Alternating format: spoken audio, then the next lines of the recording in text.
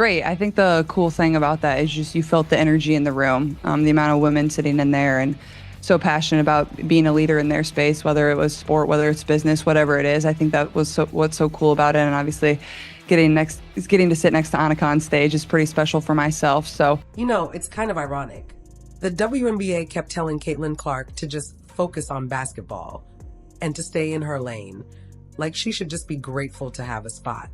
Then she picks up a golf club, and suddenly, everyone's watching her again.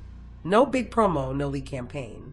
She just stepped onto the course, took a swing, and the entire crowd locked in. Fans leaned over the ropes. Players stopped warming up. It was instantly clear who everyone had come to see. And you can bet somewhere in the WNBA offices, Kathy Engelbert was watching like, great, now she's popular in another sport.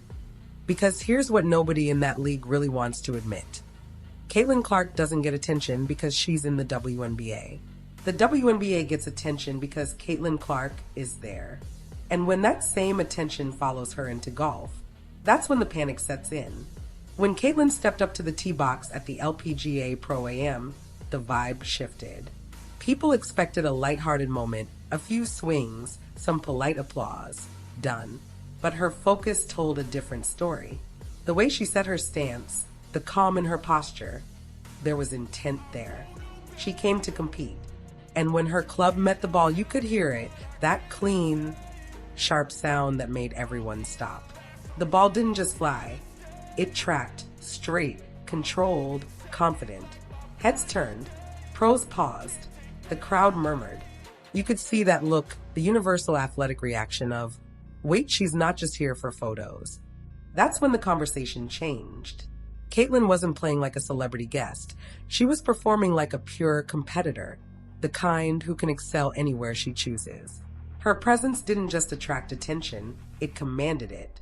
Not because of marketing, not because of hype, but because she is the attraction. And when a star proves her spotlight follows her no matter the stage, that's not just impressive, that's leverage. The LPGA understood that immediately, in a way the WNBA still hasn't. They didn't hesitate. They didn't try to dilute her shine. They embraced it. They knew exactly what they were doing when they paired her with Nelly Korda, the world's top golfer. That wasn't coincidence. That was strategy. They weren't threatened by Caitlin's spotlight. They welcomed it. Crowds lined the fairway shoulder to shoulder. You could feel the energy, real, organic, electric. It wasn't forced or staged. It was authentic. And that right there, that's the difference. The LPGA didn't try to minimize CaitlinClark. They didn't try to teach her her place or spread the spotlight evenly to avoid hurt feelings. They saw what they had, a superstar, and said, let's use that. Meanwhile, back in the WNBA, her popularity was treated like a problem to manage instead of an opportunity to grow. The LPGA didn't just treat her well, they showcased her. They highlighted her. They recognized that her presence wasn't a threat. It was a rising tide lifting everyone around her. They leaned in, because when someone elevates your sport, you don't shrink from the moment, you rise with it. So why didn't the WNBA do that? That's the part Kathy Engelbert definitely doesn't want to talk about. CaitlinClark didn't enter the league quietly. She arrived like a cultural event. The most hype the WNBA had seen in decades. Record TV ratings, ticket sales through the roof, merchandise flying off shelves. Arenas that had never sold out before suddenly looked like playoff nights. She brought a wave, and instead of riding it, the league acted like the water was calm. From her first game, veterans were physical with her. Not just competitive, targeted. Cheap shots, late bumps, full court harassment. And the league stayed silent.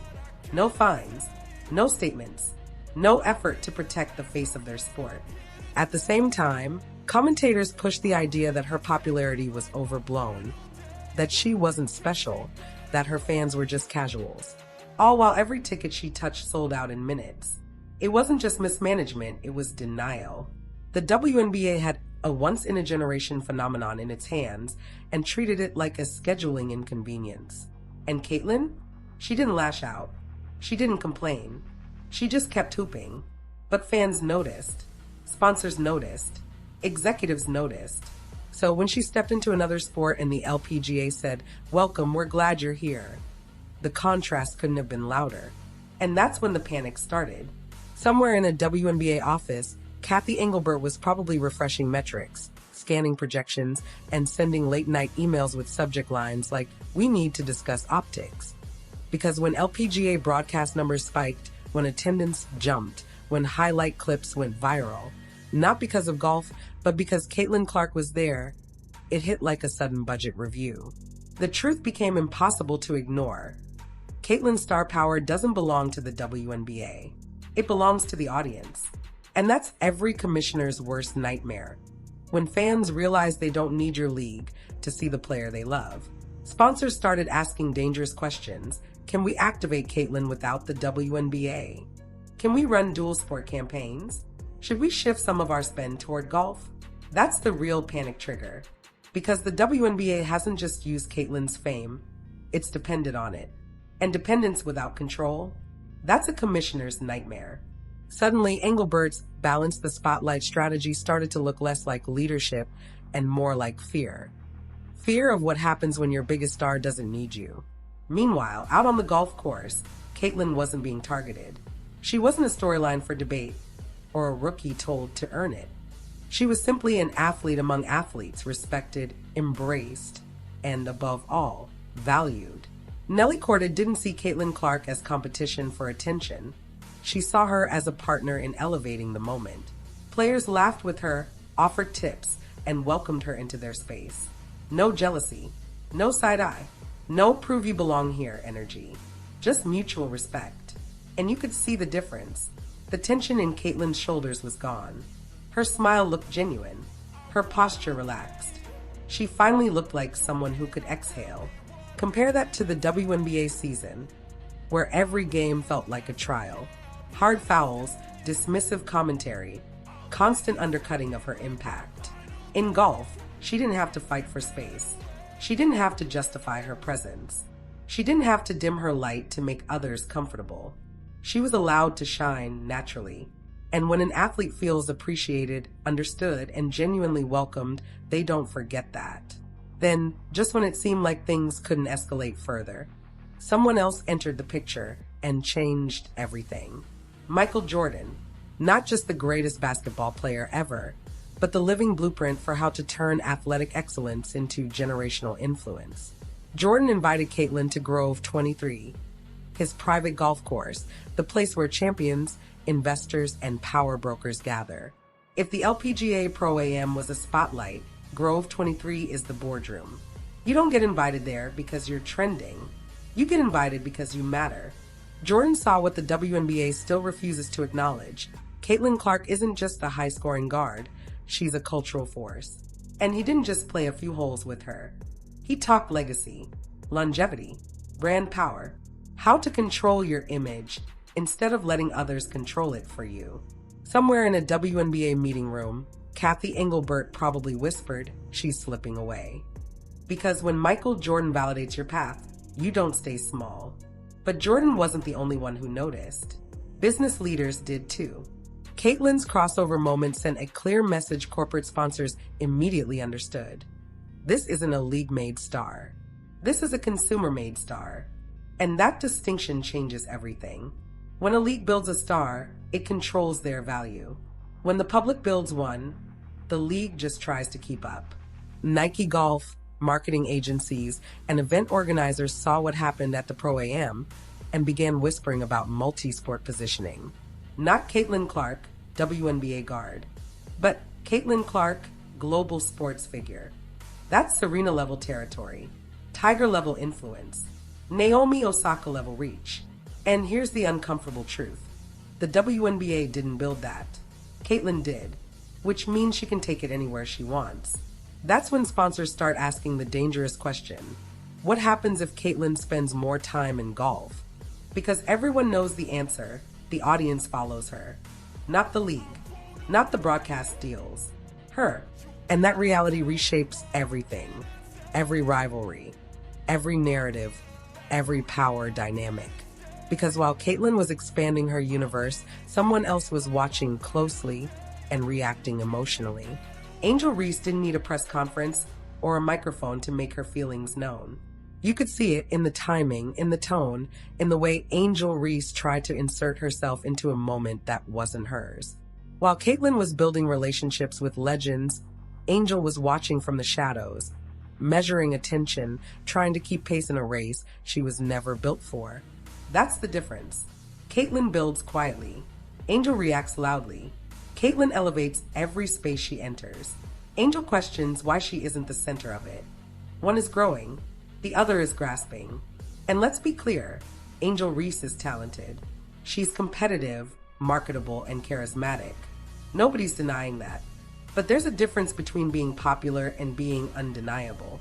CaitlinClark is undeniable, not because of hype, not because of PR, but because crowds respond to her instantly, authentically, without prompting. Angel wants respect. Caitlin attracts it. That's why one gets invited to Grove 23, and the other is left reacting to it. Which leads us to the truth Cathy Engelbert can't ignore anymore. There are stars in sports. There are icons. And then there are drivers. Drivers don't just play in a league. They make the league revolve around them. CaitlinClark is a driver. The WNBA's attendance boom? Caitlin. The record-breaking TV ratings? Caitlin. The sold-out arenas in cities that never sold out before? Caitlin. The merch surge, the spike in new fans, the buzz, all Caitlin. She didn't rise because of the WNBA system.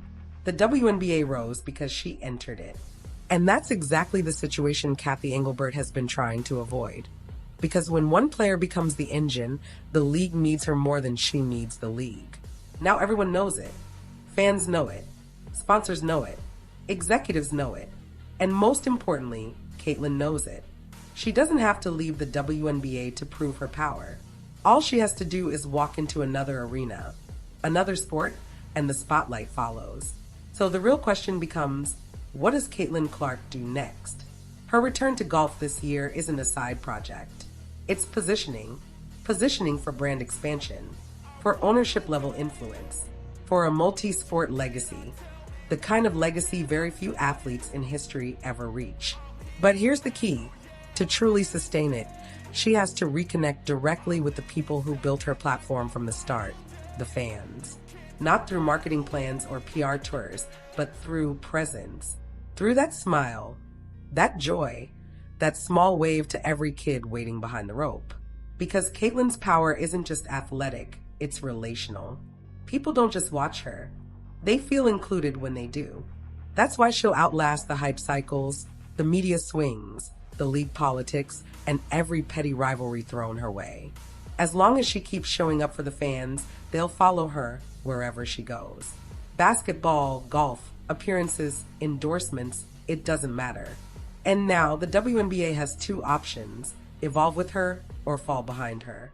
Because CaitlinClark isn't staying in anyone's lane.